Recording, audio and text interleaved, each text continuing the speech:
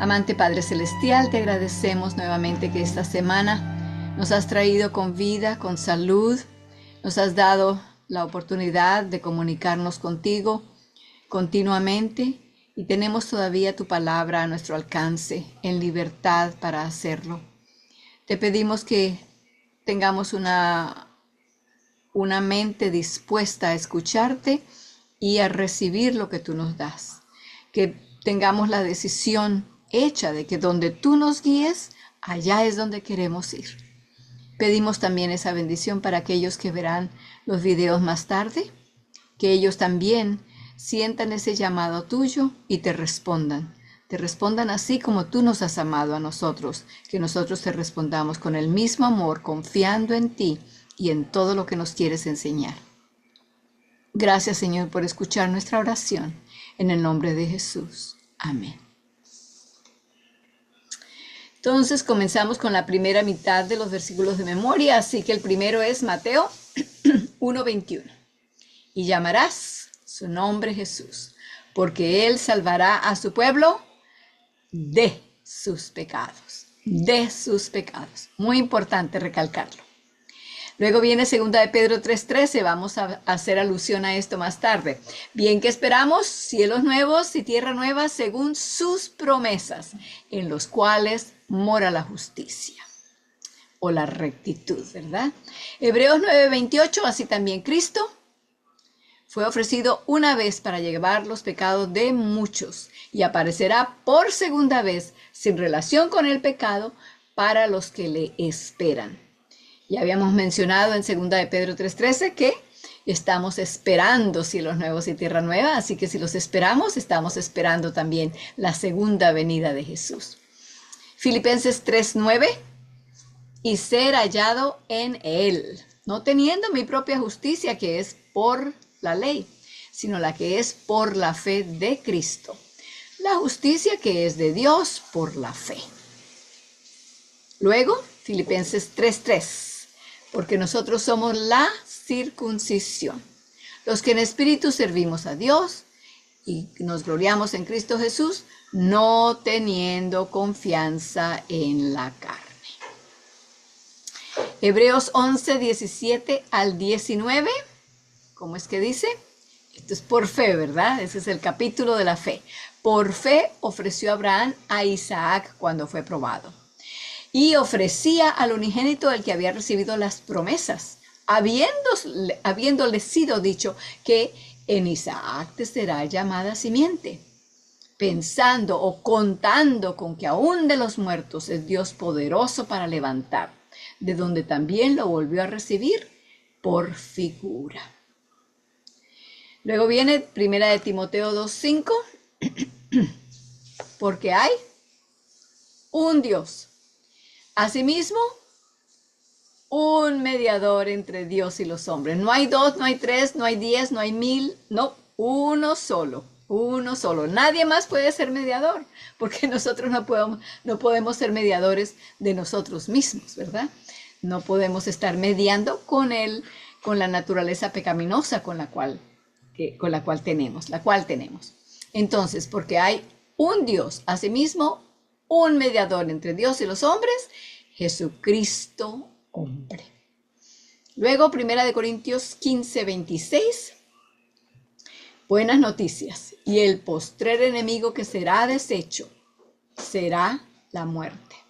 Y les pido que por favor oren por una amiga mía aquí de la ciudad donde vivo, que me hizo saber esta tarde que en los últimos 10 meses llevaba 23 personas, algunos de la familia y otros bien allegados, que han muerto.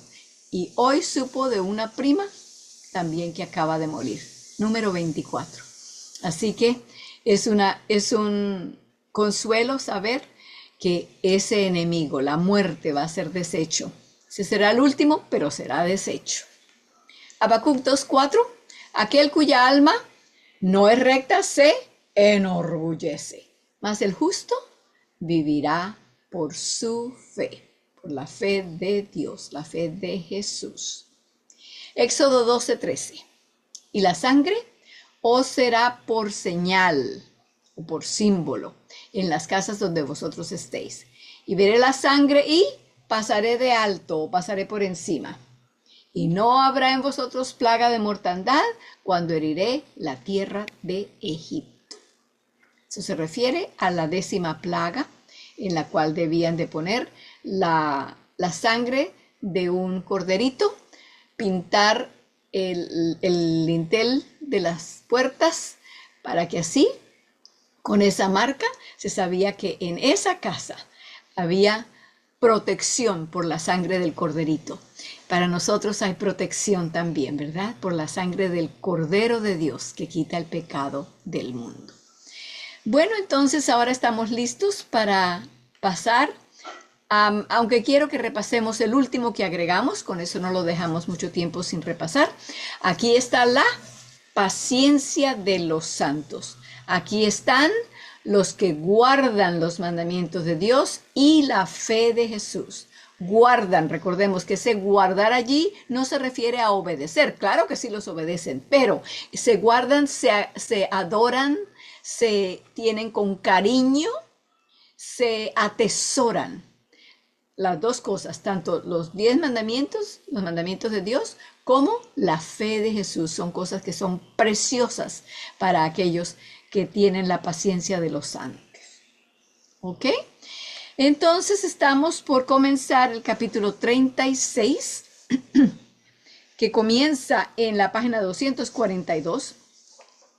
Pero para esto quiero hacer una comparación, un contraste, porque lo que estudiamos en el capítulo anterior, el capítulo 35, hacia el final tenemos allí la forma, vemos cómo estaba funcionando el pueblo de Israel, en qué capacidad espiritual se encontraban. Entonces, para poder ver las lecciones más claras en el próximo capítulo, nos ayudaría pues regresar ahora y comenzar, volver a recordar lo que estudiamos la semana pasada. Habíamos estudiado del cruce del río Jordán en tierra seca y la caída de Jericó. La habíamos estudiado junto con Rahab también. Entonces, regresando a la página 240, en el párrafo que había comenzado en la página anterior, pero continúa en la 240, habíamos subrayado allí una parte donde dice, sin duda el pueblo de Israel.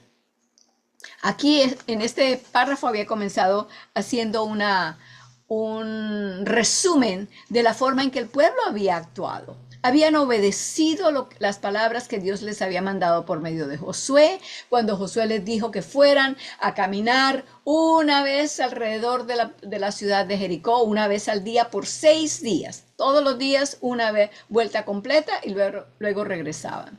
El 7º día iban a ir 7 veces. Las primeras 6 iban simplemente a caminar alrededor sin decir ni una palabra, completamente en silencio. Pero en la 7ª, ¿qué iban a hacer? Iban a esperar que los sacerdotes tocaran sus trompetas, y cuando los sacerdotes tocaran sus trompetas, todo el resto del pueblo debían gritar. ¿Por qué? Porque Dios les había dado la ciudad, se las había entregado. Entonces comenzamos a leer donde habíamos subrayado. Dice, sin duda el pueblo de Israel. Es la 1, 2, la tercera línea.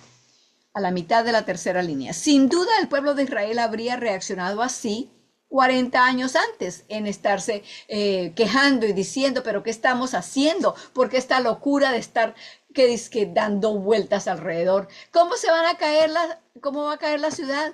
Si no entramos y los doblegamos con la lucha uno a uno, o con nuestras flechas o lanzas o lo que sea, ¿cómo?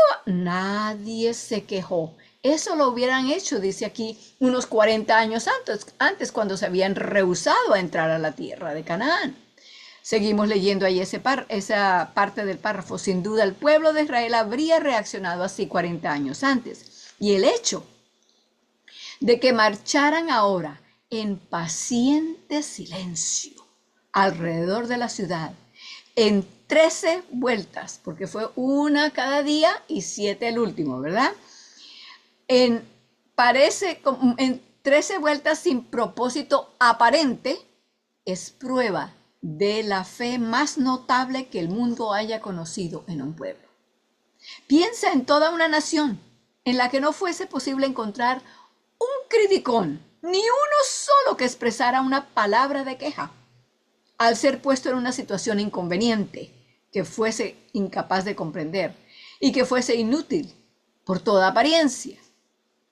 El séptimo día estaba a punto de expirar y se completó la 13ª vuelta a la ciudad. Todo permanecía exactamente como al principio. Venía ahora la última y decisiva gran prueba de la fe. Cuando los sacerdotes tocaran las bocinas la 7ª vez, Josué dijo al pueblo: gritad porque Jehová os ha entregado la ciudad. Eso viene de Josué 6:16. ¿Por qué habían de gritar? Porque el Señor les había dado la ciudad. Tenían que proclamar la victoria. Pero, ¿de qué evidencia disponían para saber que habían ganado la victoria? Todavía los muros no habían caído. Dios los hizo gritar antes de que cayeran. Les dijo: griten ahora porque les he entregado la ciudad. Gritaron antes de ver la evidencia, ¿verdad? Allí es donde está la parte de la fe. Seguimos leyendo. ¿De qué evidencia disponían para saber que habían ganado la victoria? Subrayaron todo eso, estoy segura. No podían ver o percibir victoria alguna. No habían cambiado nada, ¿verdad? Es pues la fe la sustancia de las cosas que se esperan, no la sustancia de las cosas que se ven ya hechas, de las cosas que ya están terminadas, de las victorias que ya tenemos en nuestras bolsas. No, la victoria era suya. Por favor, si no han subrayado eso, subrayenlo ahora. La victoria era suya, puesto que Dios se la había concedido y la fe de ellos se aferraba de la palabra de Dios, que así lo afirmaba. No dudaron ni por un momento. Su fe fue ¿qué? Perfecta. Por favor, deténganse un momento y repitan esas palabras en su mente. Los vamos a necesitar para el próximo capítulo. Su fe fue perfecta. Y, en respuesta a la voz que lo ordenó, toda la vasta multitud dio un grito de triunfo. Entonces el pueblo gritó y los sacerdotes tocaron las bocinas, y aconteció que cuando el pueblo escuchó el sonido de la bocina, gritó con gran vocerío y el muro se derrumbó. Esto viene de Josué 6:20. Entonces, terminamos este capítulo con esa actitud que vemos, actitud de fe, una fe que no vacila, una fe que no pregunta, una fe que no se queja. Dice que su fe fue perfecta. Vamos al siguiente capítulo. Vanagloria y derrota, capítulo 36. Comienza con un versículo de Romanos 11:20. Leámoslo en voz alta. Todo el mundo tiene su micrófono apagado. Tú, por la fe, estás en pie. Romanos 11:20. El que le sigue viene de 1 Corintios 10:12 y es una amonestación o una advertencia para todos nosotros. Como dice, así que el que piensa estar firme, mire que no caiga. Tenga cuidado de no caer, porque el hecho de que estén firmes no quiere decir que van a seguir siendo firmes. Eso es lo que Dios nos dice. No se crean de que porque ahora sienten así, creen así, obedecen así, ya, ok, ya pasamos la materia, podemos botar el libro y no volver a pensar en ella nunca más. No. Comienzo a leer entonces. No hay momento de mayor peligro para una persona que cuando acaba de lograr algún gran éxito o victoria. Y esto se refiere aquí no solamente en batalla o en una situación del trabajo, en una situación con la familia, con el hogar, con lo que sea. Allí estamos en el mayor peligro. Si no está bien en guardia, su bella canción de agradecimiento acabará en un coro de vanagloria y adulación del yo. por estar tan felices por lo que hemos hecho, por lo que hemos logrado, entonces ya decimos, ay, gracias al Señor que yo me fui para tal parte y que yo hice y que yo y que yo, y le damos las gracias a Dios de lo que yo hice. ¿Se fijan qué fácil es? ¿Sí? Seguimos. Comenzando por reconocer el poder de Dios y alabando y dando gracias por él, el hombre va colocándose insensiblemente en el lugar de Dios y asume que su propia sabiduría y fortaleza le propició el éxito de la victoria. Se expone así al ataque en un momento en el que va a ser seguramente vencido, dado que se separó de la fuente de poder. Solo en el Señor Jehová hay fortaleza perdurable. Les voy a pedir que pongan unas comillas después de la palabra solo, o sea, solo, y luego antes de la palabra en, ponga ahí abertura de comillas. En el Señor Jehová hay fortaleza perdurable, y luego cierren las comillas después de perdurable, porque esa frase viene de Isaías 26:4. Abran sus Biblias, vamos a leerlas. Es más, vamos a leer el 3 y el 4. Isaías 26:3 y 4. Es una promesa preciosa. Y si tienen sus lápices allí, como siempre les recordamos que lo hagan, subrayenla, porque tarde o temprano la vamos a necesitar. Dice, tú, hablando de Dios, tú le guardarás a la persona, tú le guardarás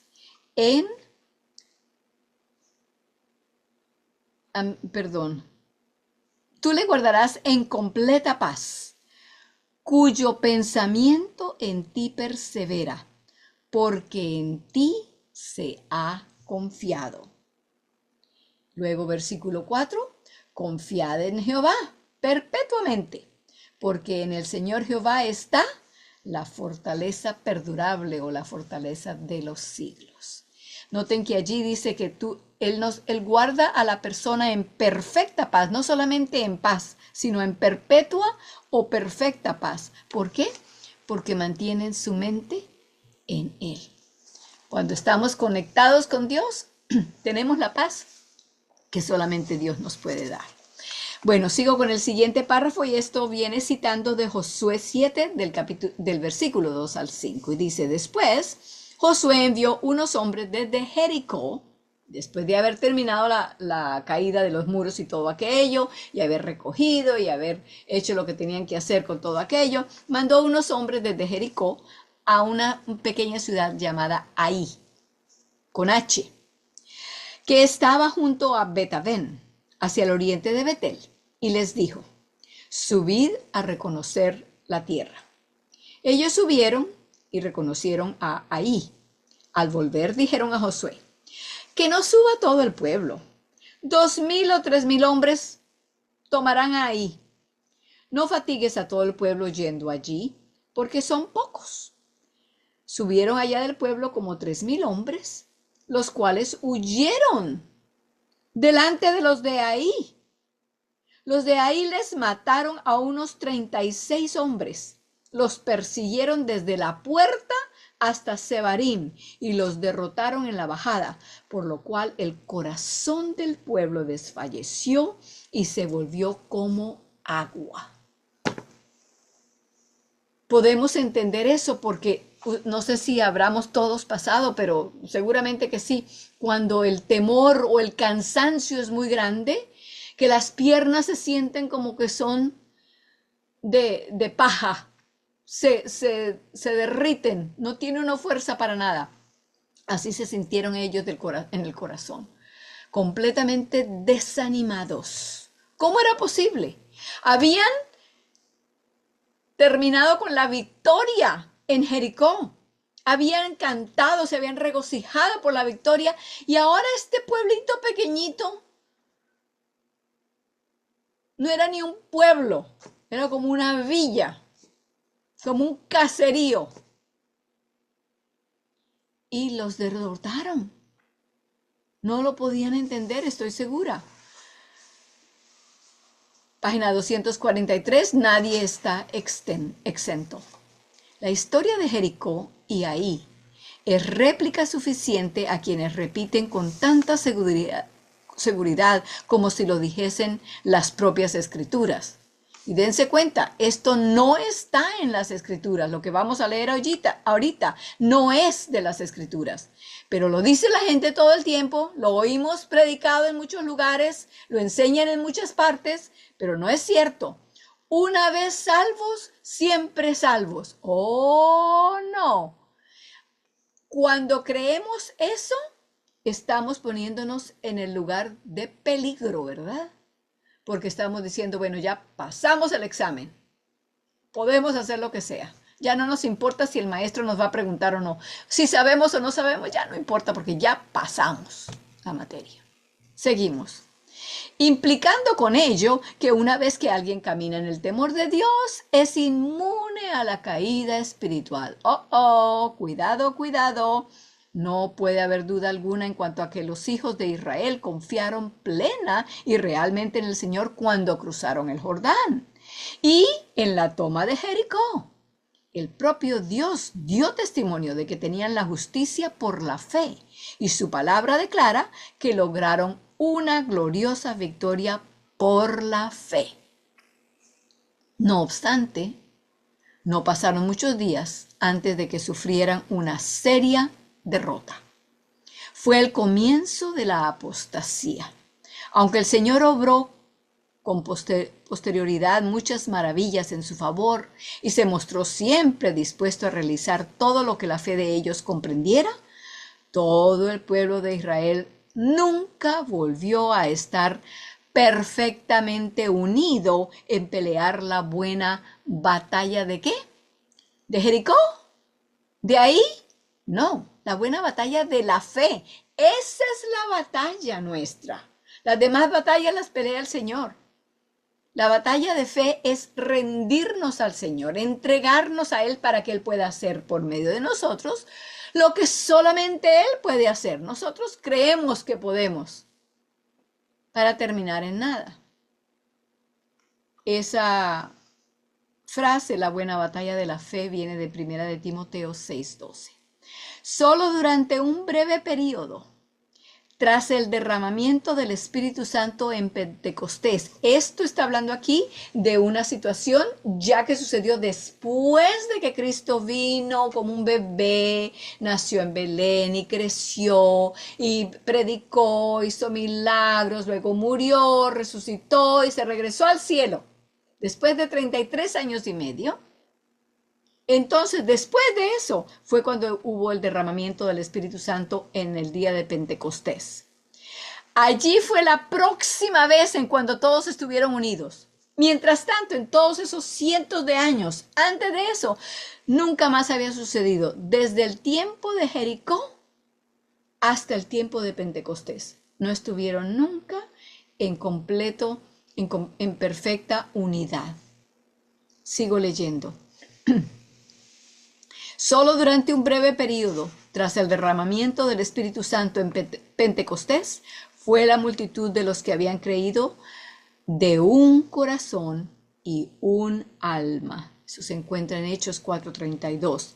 Pero es algo tan seguro como la promesa de Dios, que su pueblo en esta tierra ha de volver a dar testimonio de esa misma unión en poder y perfecta fe. ¿De quién está hablando aquí esto? ¿De los israelitas? ¿De los del tiempo de Jesús? ¿De los discípulos? ¿De los apóstoles? No. De nosotros. Su pueblo en esta tierra, hoy día, ha de volver a dar testimonio de esa misma unión en poder y perfecta fe. Tengamos cuidado de que no busquemos la unidad en el error. Porque podemos decir, oh no, si estamos unidos, completamente unidos, unidos en ir a robar un banco. Ah, estamos unidos. ¿Con eso esa es la unidad que Dios busca? No, es la unidad en la verdad, basados en la verdad de la justicia de Cristo. Esa es la única unidad que cuenta. Todas las demás unidades no son más que el nombre.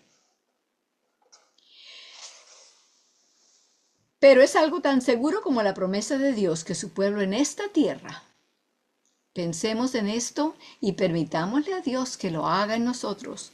Su pueblo en esta tierra ha de volver a dar testimonio de esa misma unión en poder y perfecta fe. Fe en Dios, no fe en nosotros mismos, no fe en nuestra fortaleza militar, como hicieron ellos. No mandes sino 2,000, eso con 2,000 personas hay unos 2,000, 3,000, no saque todo el ejército, ¿para qué? Estaban confiando en sí mismos, ¿verdad? Ahora viene la sección, la causa de la derrota. Para esto, antes de entrar a eso, quiero que vayamos a algo que he preparado porque es un evento que ocurrió entre Jericó y Ahí. Entre Jericó y Ahí hubo este evento. Entonces, no se menciona aquí, pero es muy importante y podemos aprender muchas cosas de allí. Así que entonces vamos a ver algo que preparé para estudiar eso. El pecado de Acán es basado en Josué 7 y he tomado las palabras, un extracto de Patriarcas y Profetas, libro escrito por Elena G. de White, del capítulo 45. El pecado de Acán. Aquí está, entonces, comenzamos leyendo de Josué 6, 17 al 19, donde se nos dice lo de un mandato que Dios dio después de que cayeron los muros de Jericó, las murallas de Jericó. Dios les había dado a ellos, les había dicho, desde antes de que ellos fueran a hacer esto, Dios les había dado estas instrucciones que se encuentran en Josué 6, 17 al 19. Dice, mas la ciudad será anatema a Jehová. Ella con todas las cosas que están en ella. O sea, ustedes no deben tocarla, no deben hacer nada con ellas. Solamente Rahab, la ramera, vivirá con todos los que estuvieren en casa con ella, por cuanto escondió los mensajeros que enviamos. Empero, guardaos vosotros del anatema, que ni toquéis ni toméis alguna cosa del anatema. Ninguna otra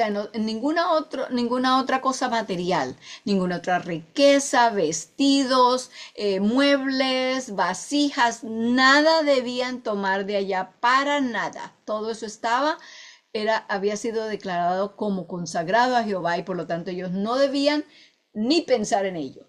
Seguimos leyendo en el versículo 18 allí, pero guardaos vosotros del anatema, que ni toquéis ni toméis alguna cosa del anatema, porque no hagáis anatema el campo de Israel y lo turbéis. No vayan a tocar nada de eso porque esto va a traer problemas para el campo, no para la persona o para la familia o para los parientes de esa persona, no. Dice, para el campo de Israel. Versículo 19, mas toda la plata y el oro y vasos de metal y de hierro sea consagrado a Jehová y venga al tesoro de Jehová. ¿Qué sucedió? Pero los hijos de Israel cometieron una grave falta, tomando de lo que estaba bajo maldición. Bajo anatema, en otras palabras. Uno de los designados para ejecutar los juicios de Dios había desobedecido su mandamiento y toda la nación era responsable de la culpa del transgresor. Pues aún han tomado algo del anatema y hasta lo han robado, han mentido. Noten que allí entonces están sucediendo varias cosas. Cuando uno cae en el pecado, consciente a pecar, muchas veces pensamos, bueno, estoy consintiendo o estoy decidiendo hacer esto, pero no más. Pero eso siempre tiene raíces. Habían robado, habían tomado lo que no debían tomar y habían mentido también. Comienzan entonces a salir otros pecados porque ya esos vienen como resultados de la decisión a pecar que hicimos. Sigo leyendo. Se le indicó a Josué cómo había de descubrir y castigar al criminal. Este se había de determinar por medio de la suerte. No se indicó directamente al pecador, sino que el asunto permaneció en duda por algún tiempo. ¿Con qué propósito? Vamos a ver aquí lo que dice: a fin de que el pueblo se percatase de su responsabilidad por los pecados que existían en su medio y se sintiese inducido a escudriñar sus corazones y a humillarse delante de Dios. Pensamos muchas veces, esto es un paréntesis nuevamente aquí, pensamos muchas veces, bueno, si yo hago tal o tal cosa, o si yo decido ir aquí o comer allá o beber la otra cosa, eso no es sino yo no le estoy haciendo daño a nadie más. Oh, ese es otro engaño del enemigo. Nos hace pensar, no, tú puedes hacer lo que tú quieras, tú no le estás haciendo nada más a nadie más. Oh, no. Todo lo que hacemos trae una repercusión para la familia, para la comunidad, para el lugar donde vivimos. Todo se afecta. El pecado siempre tiene raíces. Pasemos ahora al próximo. Temprano por la mañana, Josué reunió al pueblo por sus tribus y comenzó la solemne e impresionante ceremonia. Ahora, recuerden que esto lo estamos leyendo antes de leer la sección de la causa de la derrota. ¿Por qué? Porque esto, lo que estamos leyendo aquí, fue lo que trajo el problema que tuvieron en la ciudad de Ai. Hubieran podido tomarla, pero había pecado acariciado dentro del pueblo. De eso es que estamos leyendo. Seguimos. Paso a paso proseguía la investigación. La temible prueba se estrechaba cada vez más. Primero la tribu, luego la familia, después la casa y por fin se consideró al hombre. Y Acán, hijo de Carmi, de la tribu de Judá, fue señalado por el dedo de Dios como perturbador de Israel. Entonces, noten allí que aquí se da en forma regresiva, ¿no? Porque comenzaron primero buscando a ver cuál era la tribu donde estaba el problema. Y salió la tribu de Judá. Así que todos los que pertenecían a esa tribu estaban bajo condenación en ese momento. Uno de nosotros es, ¿cuál? No sabemos todavía. Pero aquí Dios le estaba dando también lugar a que la persona dijera, sí, soy yo. No dijo nada. Luego entonces de que ya supieron cuál era la tribu, entonces pasaron a ver a qué casa era, qué descendencia. Es alguien que es hijo de Carmi, que pertenece a la tribu de Judá. Pero Carmi tenía más de un hijo. Ahora todos ellos estaban bajo la condenación. Y luego por fin encontraron, Acán no dijo nada hasta que ya lo encontraron. Dios lo señaló que el pecado estaba con él. Él era el que había hecho lo que no debería de haber hecho. Para establecer su culpabilidad en forma indisputable, que no dejara motivo alguno para pensar que se lo había condenado injustamente, Josué exhortó solemnemente a Acán para que reconociera la verdad. El miserable culpable hizo una confesión completa de su falta. Déjeme agregar aquí, ahí dice que hizo una confesión completa de su falta. Sí, fue una confesión completa, pero fue una confesión tarda. No la hizo a tiempo. Por muy completa que estuvo, no valió de nada. El miserable, vuelvo a leer, culpable, hizo una confesión completa de su falta. Verdaderamente yo he pecado contra Jehová, el Dios de Israel. Vi entre los despojos un manto babilónico muy bueno, 200 siclos de plata y un lingote de oro de 50 siclos de peso, lo cual codicié y tomé. Ahora está escondido bajo la tierra en medio de mi tienda, y el dinero está debajo. Puse allí en negrilla las palabras muy bueno, para que notemos de que aunque estaba allí confesando lo que había hecho, sin embargo todavía lo llama un manto babilónico muy bueno, donde se ve el espíritu de codicia. Y allí es donde comienzan la mayoría o todos los pecados comienzan con la codicia, con ese deseo de tener lo que no es nuestro, de adquirir lo que no hemos trabajado para ganarlo, de tener lo que otra persona tiene. Sigamos leyendo. Se enviaron enseguida a su tienda mensajeros que cavaron la tierra en el sitio indicado. Y en efecto, todo estaba escondido en su tienda y el dinero debajo. Lo tomaron de la tienda y lo llevaron ante Josué y todos los hijos de Israel y lo pusieron delante de Jehová.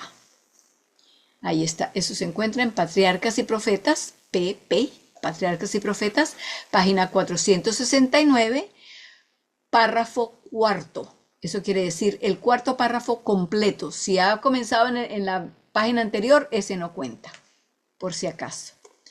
El pecado mortal que condujo a Acán a la ruina tuvo su origen en la codicia, que es, entre todos los pecados, el más común y el que se considera con más liviandad. Mientras que otros pecados se averiguan y se castigan, cuán raro es que se censure siquiera la violación del 10º mandamiento. La historia de Acán nos enseña la enormidad de ese pecado y cuáles son sus terribles consecuencias. Quiero recalcar allí cómo se dice de que entre todos los pecados es el más común, pero es el que se considera con más liviandad. ¿Por qué? Porque es algo que ocurre dentro de nosotros. Cuando nos damos cuenta de esto, ya es porque han actuado bajo el pecado que han tenido ya oculto dentro. Y cuando se encuentra o se reconoce el pecado de la codicia, nadie va a la cárcel por la codicia. No, van a la cárcel porque se robaron algo por la codicia que tenían. O mataron a alguien por la codicia que los llevó allá. Así que tengamos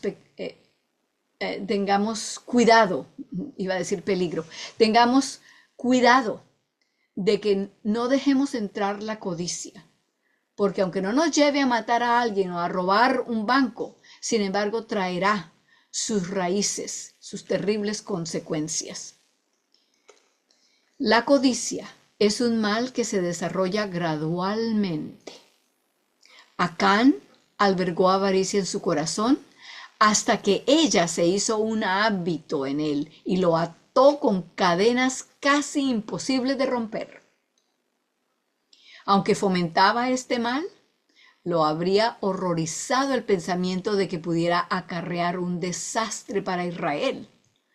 Pero el pecado embotó su percepción y cuando le sobrevino la tentación, cayó fácilmente. ¿Qué sucedió con Acán? Pueden ir y leer la historia, pero lo sacaron de su tienda, de su carpa, y el pueblo lo apedreó bajo las instrucciones dadas por Dios.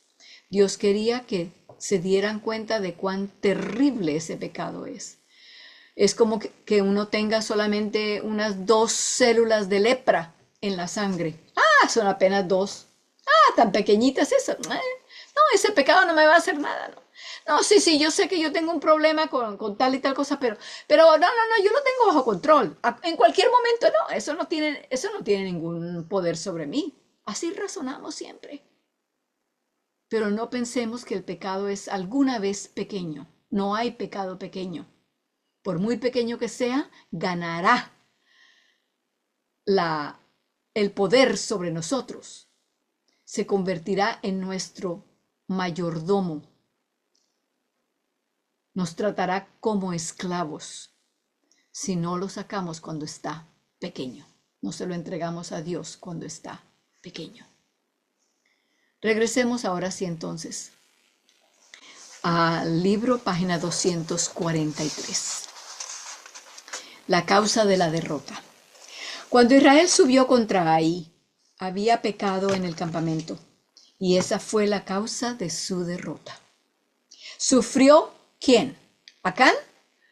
Sí. ¿La familia de Acán? También. ¿Los vecinos de Acán? También. ¿El pueblo entero? Sí, todo el pueblo. Los 36 hombres que murieron en la batalla de ahí no eran de la familia, bueno, eran de la familia, pero no eran de la familia. Eran otros. Ellos no eran los que se habían robado las cosas de Jericó. Sufrió todo el pueblo, no solo debido al pecado de Acán, sino a que todos ellos habían pecado, porque se consideraba, Dios le había dado la instrucción a todo el pueblo. No podemos decir, bueno, sí, yo me robé eso, pero fue la mano la que lo cogió, así que la otra mano está bien, esa no tiene que ir a la cárcel y la pierna tampoco y la cabeza. No, cuando una parte del cuerpo hace algo, atañe a todo el cuerpo. De la misma manera, en una manera corporal o corporativa, cuando somos miembros del pueblo de Dios, hacemos sufrir a todos. Seguimos leyendo. Aquel cuya alma no es recta, esto lo conocemos, ¿verdad? Aquel cuya alma no es recta se enorgullece, mas el justo por su fe vivirá. Ya lo sabemos, esto viene de Habacuc 2:4, ¿verdad? Sea que fueren cegados por el engaño del pecado, Hebreos 3:13, y se exaltaran en sus mentes, o bien que fuera su exaltación propia la que los llevara al pecado, poco importa. La cuestión es que el pueblo había cedido al pecado y había dado lugar a la confianza propia. ¿A qué les suena eso? ¿Les suena a Filipenses 3:3? ¿Sí? Donde dice, porque nosotros somos la circuncisión, los que en espíritu adoramos a Dios y confiamos y nos gloriamos en Cristo Jesús, no teniendo confianza en la carne. Aquí empezaron a confiar, la confianza propia, que es en sí misma pecado. Sufrieron la derrota debido al pecado, mientras éste ocupara un lugar en sus corazones, no podrían continuar con la conquista de la tierra. Y eso prueba una vez más que la herencia prometida, a la que Dios les estaba conduciendo, tenía una naturaleza tal que solamente, ¿qué clase de gente? Gente justa podía poseerla, gente que tuviese la justicia de la fe. ¿Por qué? Porque esta noche también repasamos el versículo de 2 de Pedro 3:13. Bien que esperamos cielos nuevos y tierra nueva en los cuales, ¿qué? Mora la justicia. Si queremos vivir en un lugar, en el reino de Dios, donde more la justicia, donde no haya robo, ni muerte, ni matanzas, ni hambre, ni guerras, etcétera, etcétera, tiene que ser solamente donde more la justicia. Quiere decir que los moradores de esa tierra deben ser justos. Porque si no, vamos a comenzar otra vez con el mismo tema que estamos pasando aquí en la tierra, ¿verdad? Los hombres que fueron enviados a reconocer el país hicieron creer al pueblo que un ejército reducido podría fácilmente capturar ahí, puesto que era una ciudad pequeña. Recuerden, no hay pecados pequeños. Pero su suposición era infundada. Es cierto que ahí era menor que Jericó, pero en la toma de una ciudad no tiene mucha importancia el número. Por la fe cayeron los muros de Jericó. Por favor, subrayen las siguientes 4 líneas. Y si los israelitas hubiesen sido solo la mitad o la 10ª parte de los que fueron, el resultado habría sido el mismo. La toma de ahí requería el mismo poder que la toma de Jericó. ¿Cuál era el poder? Es decir, el poder de Dios recibido por la fe. Jericó no cayó porque todos iban alrededor. Jericó cayó porque todos confiaron en Dios. Cuando los enviados manifestaron que unos pocos miles de hombres bastarían para tomar ahí, estaban asumiendo que era su destreza militar la que iba a asegurarles aquella tierra. Pero ese era un grave error. Dios había prometido darles la tierra y solo era posible que la obtuvieran como un don, como un regalo dado por Dios, ¿verdad? El ejército más poderoso que este mundo haya podido ver, pertrechado con las armas más poderosas, no podría tomarla, mientras que unos pocos hombres desarmados, poderosos en fe y dando la gloria a Dios, la podían haber poseído con facilidad. La fuerza que emplea el reino de los cielos no es la fuerza de las armas. Entonces, hasta aquí lo vamos a dejar esta noche. Bastante tenemos en qué meditar y reflexionar y pedirle al Señor que nos ayude para que no nos sintamos enorgullecidos, porque entre más alto nos enorgullecemos y nos subimos, más dura es la caída también, ¿verdad? Sigamos siendo simplemente humildes, confiando en el Señor, permitiendo que Él sea el que nos guíe. Esa es la única verdadera, el único verdadero secreto de la victoria. Pongámonos de rodillas para orar.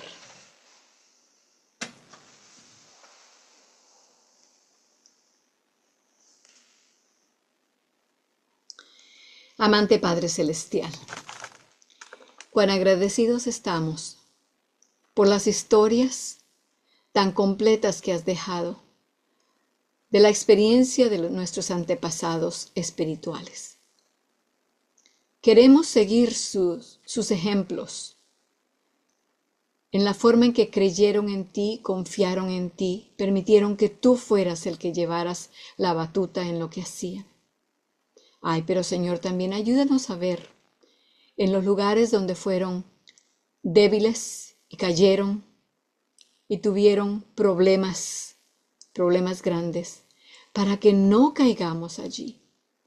Tú no nos dejaste historias de todo lo bueno que hicieron y lo bien que lo hicieron, etcétera. No, tú también incluiste allí los lugares en los cuales nosotros también podemos caer, los peligros que nos acechan a nosotros también, para que nosotros tengamos esas lecciones de las cuales confiarnos y tomar la advertencia que tú nos das por medio de ellas. Gracias por amarnos, por cuidarnos, por avisarnos los peligros que hay en la senda. Ayúdanos a confiarte todo el tiempo, no parte del tiempo, sino todo el tiempo. En el nombre bendito de Jesús. Amén.